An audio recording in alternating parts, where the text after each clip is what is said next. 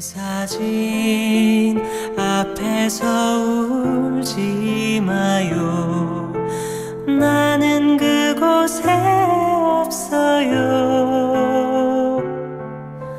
나는 세월호 참사가 발생한 2014년 4월 16일. 여전히 많은 분들에게 아픈 기억으로 남아있는 그날이 어느덧 10년이 되었습니다. 10년이 지나올 동안 우리 사회는 무엇이 달라졌을까요?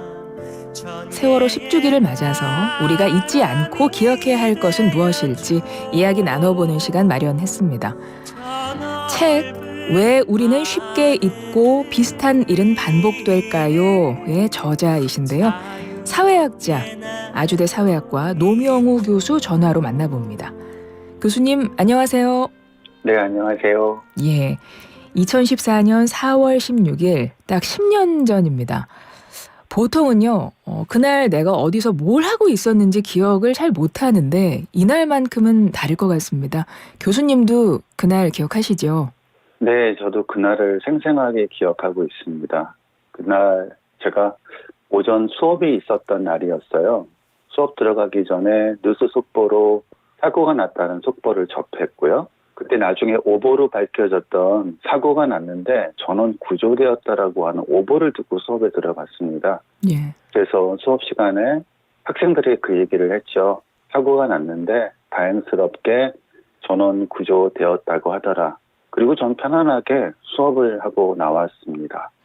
그런데 수업이 끝나고 났더니 제가 사실이라고 믿었던 것이 오보였다는 걸 알게 됐고요. 전 한동안 말을 잊지 못했어요. 머릿속이 하얘지는 느낌이었습니다. 그래서 그날도 지금도 여전히 그때 제가 느꼈던 그 멍한 상태가 기억납니다.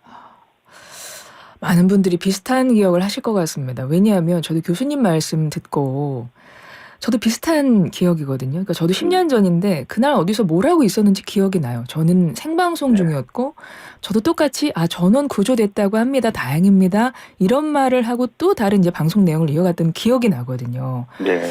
근데 똑같이 저도 그 이후에 그게 오버란 걸 알고 정말 뭐 어떻게 해야 될지를 몰랐던 그날의 그 어떤 감정이 떠오를 정도인데 네. 많은 분들 비슷할 것 같습니다. 그런데 그날이 벌써 10년이 지난 거예요. 우리 사회학자가 바라보는 세월호 이 10주기의 의미 어떨까요? 저라고 특별히 다르지 않습니다. 아마 많은 분들이 느끼시는 것과 비슷한데요. 우리 10년 전에 세월호 참사를 목격하고 나서 많은 분들이 정말 그렇게 다짐했었잖아요. 잊지 않겠다고. 예. 근데 그로부터 10년이 지나면서 과연 잊지 않겠다고 했던 10년 전의 다짐을 제가 여전히 지키고 있는지를 떠올리는 계기입니다. 그때 약속을 정말 내가 지키고 살았는지, 그때 정말 절실한 마음으로 잊지 않겠다고 다짐했는데 10년 동안 10년 전에 그 다짐을 정말 지키면서 살고 있는지를 질문하게 되는 계기이고요. 또 그 10년 동안 정말 많은 일들이 있었잖아요. 네. 왜 유사한 일이 되풀이되고 있을까? 10년 전에 우리가 그렇게 충격을 받고 다시는 그런 일이 되풀이되지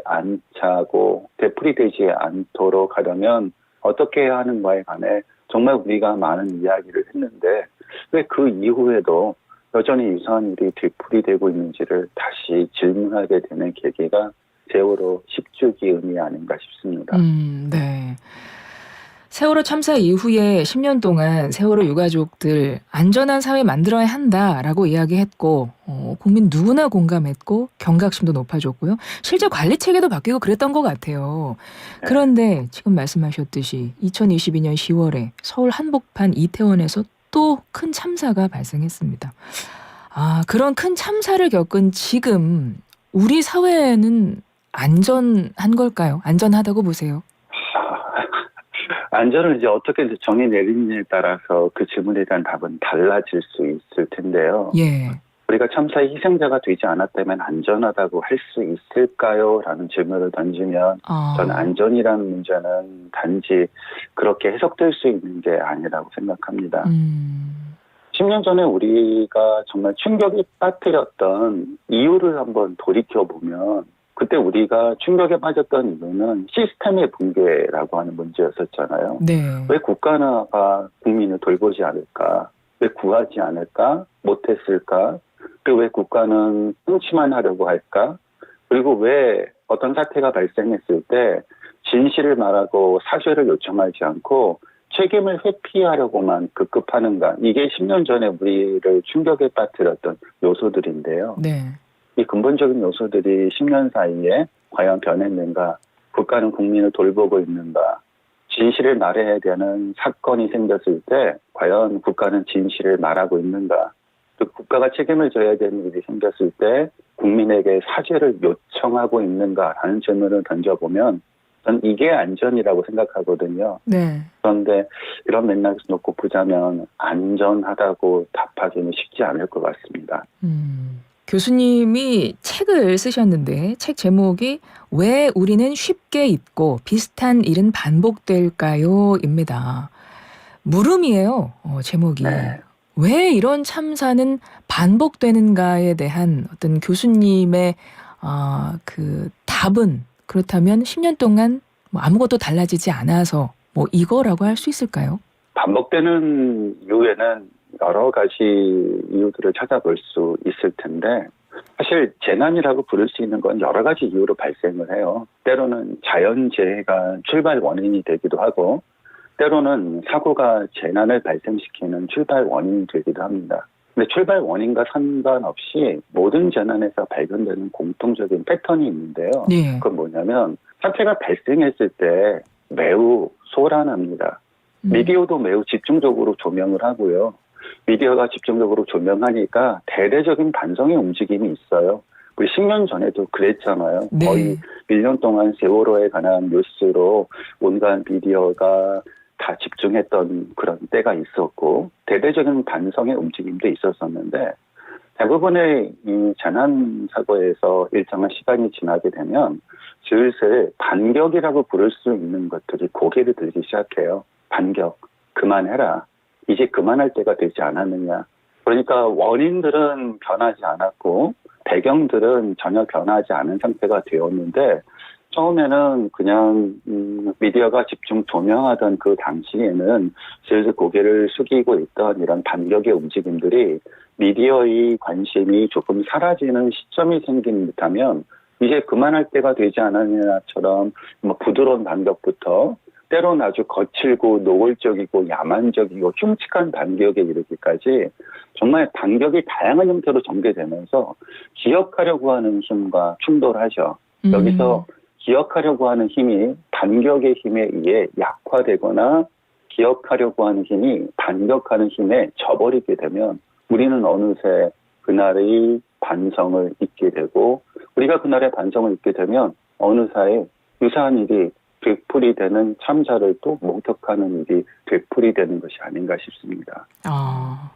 반격이라고 표현하셨어요. 근데 생각을 해보면 사실 세월호라는 말만 들어도 마음이 너무 아파서 떠올리고 싶어하지 않는 분들 많으실 거예요. 그리고 아까도 말씀하셨는데 이제는 그만할 때도 되지 않았나 뭐 이런 이야기도 나오는 것 같고 그 기억을 외면하려고 하는 분들도 계신 것 같고요. 또 시간이 오래 지났기 때문에 이제는 그 기억이 희미해지는 것도 있는 것 같아요. 네. 그리고 사실 뭐 지금 나 사는 것도 힘든데 게다가 오랜 세월이 지나면 어쩔 수 없는 것도 있는데 교수님 잊히는 대로 그냥 내버려두면 안 됩니까? 이거 꼭 반격이라고 해서 이 반격을 계속해서 내가 의식하고 그래야 되는 걸까요? 재난의 책임과 관련해서는 우리가 크게 법적 책임하고 사회적 책임으로 나눠볼 수 있을 것 같습니다.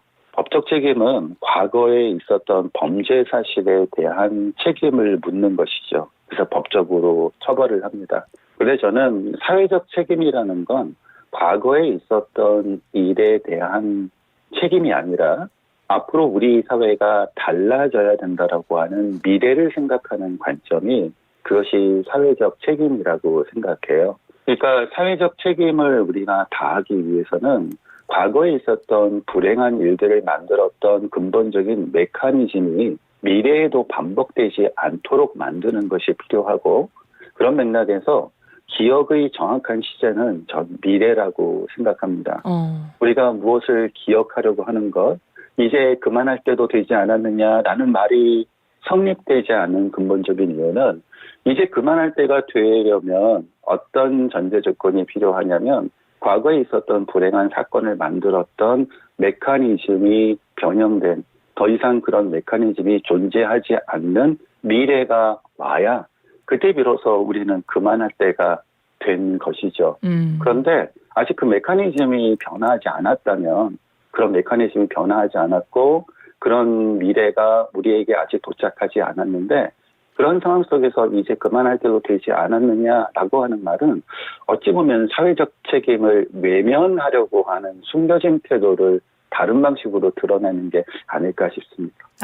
그래서 뭐 세월호 추모도 그렇고요. 이태원 참사 추모도 우리가 잊지 않겠다는 이야기를 많이 하죠. 네. 그렇다면 이 잊지 않겠다는 말에는 어떤 의미가 담겨 있는 걸까요? 잊지 않겠다라는 거는 복수심을 갖겠다라는 뜻과는 좀 다른 것 같습니다. 잊지 않겠다라는 건, 기억하겠다라는 건 새로운 미래를 만들겠다라는 뜻, 즉 불행한 과거를 되풀이하지 않겠다라는 뜻이라고 저는 생각하고요. 예. 그래서 우리가 잊지 않으려고 하면 경각심을 가지고 현재를 냉철하게 바라보겠다라고 하는 의지를 표현하는 것이라고 생각합니다.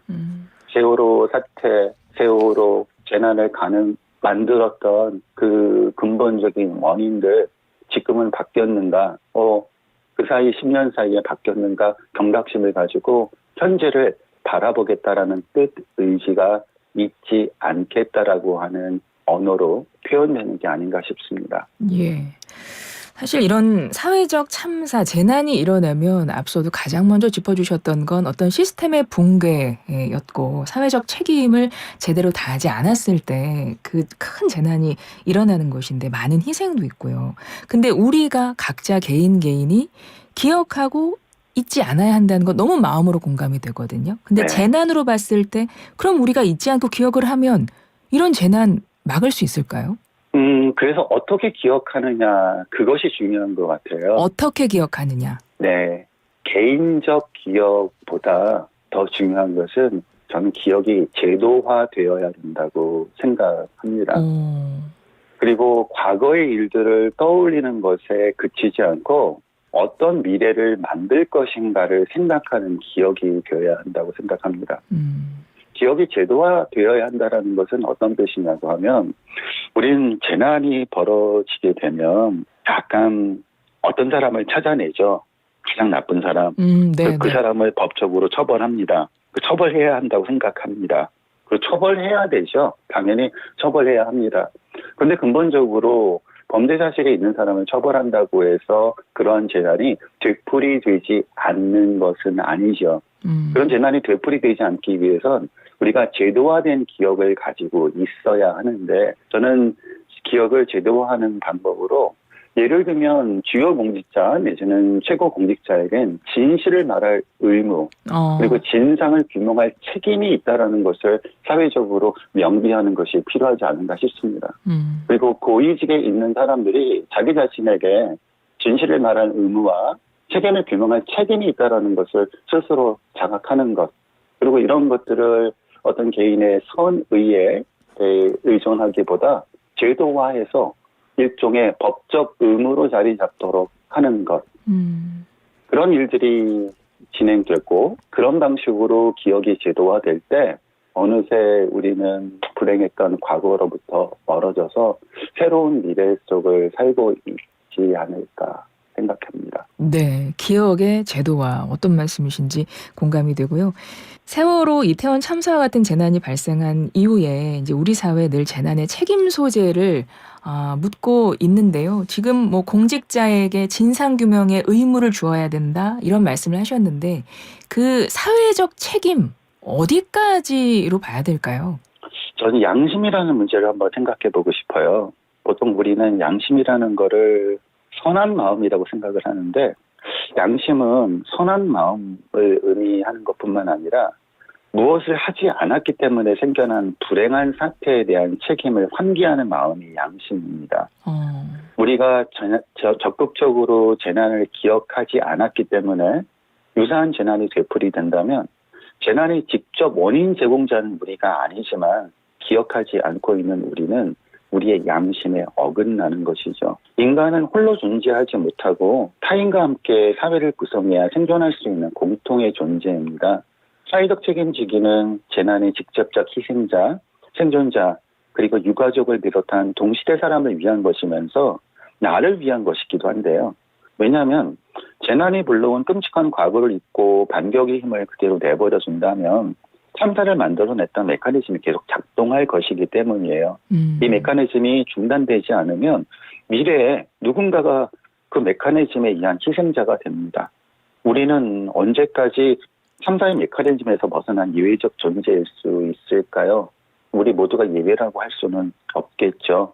재난을 배제하는 이런 정의롭지 않은 사회적 조건으로부터 완벽하게 자유로운 사람은 없는 것 같고요. 재난의 메커니즘이 존재하는 한 누구나 재난의 피해를 입을 수 있다는 공통의 위기감이 사회적 책임이 우리 모두의 과제임을 깨닫도록 만드는 배경이 아닌가 싶습니다. 그래서 저는 사회적 책임은 법적 책임보다 더 끈질기게 진행되어야 한다고 생각해요. 더 멀리 그리고 깊이 재난을 들여다보면서 법적 책임이 이미 벌어진 과거의 행위만을 따지지만 사회적 책임은 재난의 메커니즘이 소멸된 미래를 향해 끈질게 나아가려고 하는 힘이라고 생각하고 세월호 10년을 맞이해서 저는 세월호 2년이 우리로 하여금 사회적 책임을 다시 한번 생각하게 하는 계기가 되었으면 좋겠습니다. 예.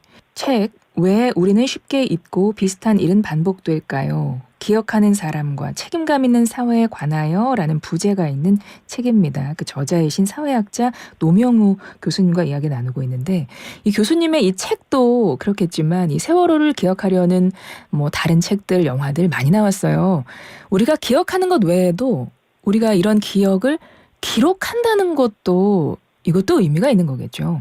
기록되지 않으면 과거에 있었던 불행한 사건들이 묻혀지는 경우들이 많습니다. 그리고 사태가 발생했던 그 당면에 그 당시에 여러 가지 반격의 힘에 의해 그런 사건이 있었다라는 것조차도 오랜 시간 동안 묻혀 있었던 과거의 재난도 있었지요.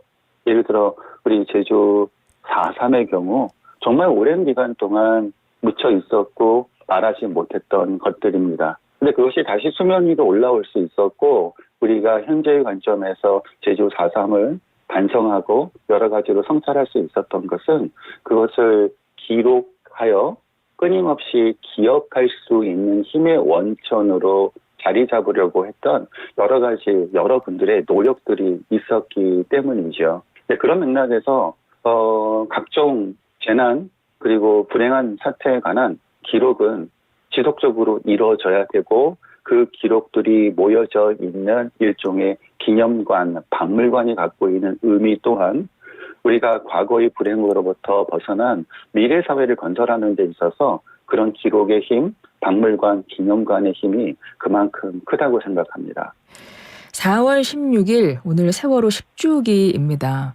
사실 오늘이 돌아오면 숨쉬기 어렵다는 분들도 있으세요. 이게 전 국민의 트라우마가 된 사건이기도 한데 오늘을 가슴 아파하는 많은 청취자분들 사회학자 노명우의 위로의 한마디 또는 오늘을 애도할 수 있는 방법 끝으로 알려주시겠어요?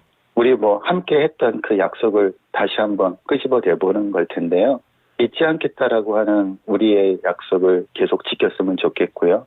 그리고 생각보다 기억은 힘이 셉니다. 기억의 힘을 우리 함께 믿었으면 좋겠습니다.